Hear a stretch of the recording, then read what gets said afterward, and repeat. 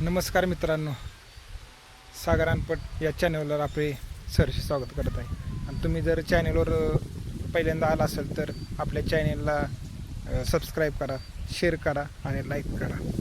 आज संडे असल्यामुळे आज रानामध्ये आलेलं आहे मी, आमच्या गावाकडं रानामध्ये. तर मी तुम्हाला आमच्या रानात काय काय लावले आणि कशा पद्धतीने लावले ते दाखवण्याचा मी प्रयत्न करतो आहे. हे आपलं शेत आहे, हे 3 वरचं एक, हे एक आणि एक शेत. ह्या 2 शेतामध्ये आपण जनावरांसाठी चारा लावला. ह्या एक शेतामध्ये आणि ह्या शेतामध्ये सुपर नेपियर घास आहे. ह्या घासाचा भरपूर फायदा होतो. हा घास जर आपण रानात लावला तर आमच्याकडे आत्ता एक 10 गाया बी आहेत. त्यांना हा पूर्ण 20 लाईन आहेत, 20 आणि 40 लाईन आहेत. ह्या रानात 40 आणि ह्या खालच्या वाल्या 40. तर हा आपल्याला आहे ना टोटल कंटिन्यू पुरतो, काय अडचण येत नाही.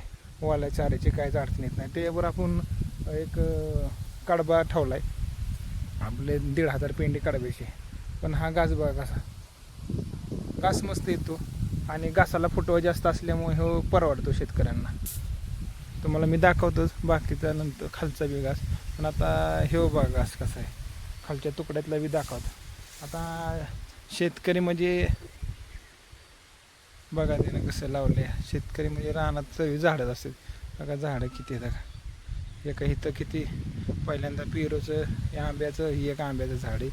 आणि तुम्हाला दाखवतो, आता आपण सिटीत राहतो म्हणजे आपल्याला लिंब विकतच आणायला लागतात. पण शेतकऱ्याचं तसं नसतं.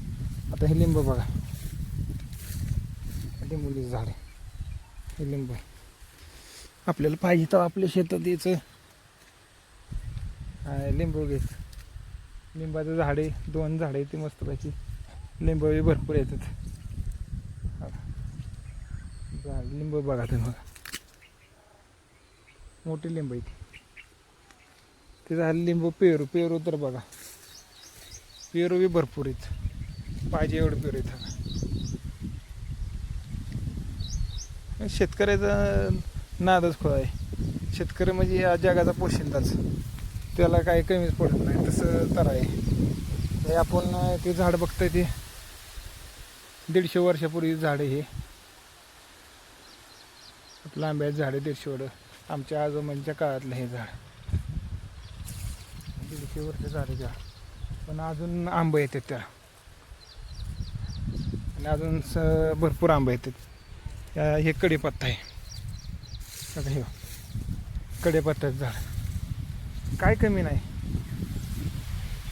कढीपत्त्याचं झाड कधी पाहिजे तेव्हा आम्ही याचं घरातून कढीपत्ता घ्यायचा. आता हे घास आपण ह्या 20 लाईन येते कटिंग केलेत. ह्या 20 लाईन आहेत आणि ह्या 20 लाईन आहेत खाली. ह्या 20 लाईन आहेत खाली, त्या राहिल्यात कटिंग करायचे.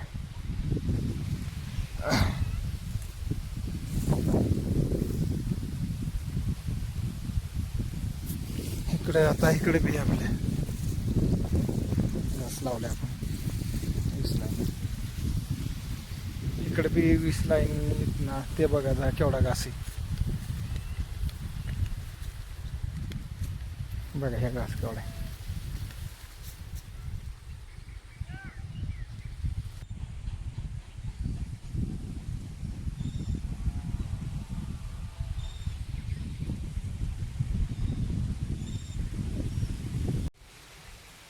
आपल्या दुसऱ्या शेतातलं 20 लाईन आहे ती बघा केवढा मोठा आला आहे.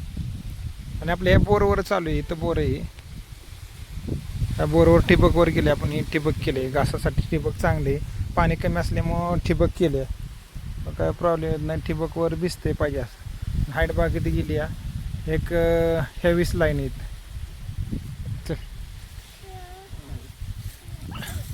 ह्या 20 लाईनी बा हिरवा गार्डन नुसतं घास आहे आपलं हिरवागार. इकडं सोयाबीन आहे आपलं, सोयाबीन बी बघा हिरवं सोयाबीन आहे पूर्ण.